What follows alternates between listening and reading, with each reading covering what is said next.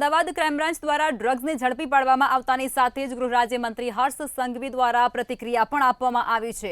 મામલો સામે આવ્યો હતો, જે અંતર્ગત અમદાવાદ ક્રાઇમ બ્રાન્ચે ડ્રગ્સને ઝડપી પાડ્યું હતું। કરોડોનું ડ્રગ્સ ફરી એક વખત અમદાવાદ ક્રાઇમ બ્રાન્ચે ઝડપ્યું હતું, ત્યારે હર્ષ સંઘવી દ્વારા આ સમગ્ર મુદ્દે પ્રતિક્રિયા આપવામાં આવી। તેમણે કહ્યું છે કે સીપી સહિત ક્રાઇમ બ્રાન્ચના અધિકારીઓને અભિનંદન તેઓએ પાઠવ્યા છે અને આ સાથે જ ડ્રગ્સનું રેકેટ તોડવા ક્રાઇમ બ્રાન્ચ અને ગુજરાતની પોલીસ કટિબદ્ધ છે। ક્રાઇમ બ્રાન્ચના આ ડિટેક્ટ થયેલા કેસના માધ્યમથી જાણકારી મળી છે। ડ્રગ્સ વિરુદ્ધની લડાઈ અમારી મુખ્યમંત્રી શ્રી ભૂપેન્દ્રભાઈ પટેલના માર્ગદર્શનમાં મજબૂતાઈથી લડી રહ્યા છે। અમે અભિયાન નથી ચલાવતા, અમે આર પારની લડાઈ લડી રહ્યા છીએ અને આ લડાઈમાં ગુજરાત સરકારને, ગુજરાત પોલીસને, રાજ્યના સૌ નાગરિકોને દરરોજ ખૂબ મોટી સફળતાઓ પ્રાપ્ત થઈ રહી છે।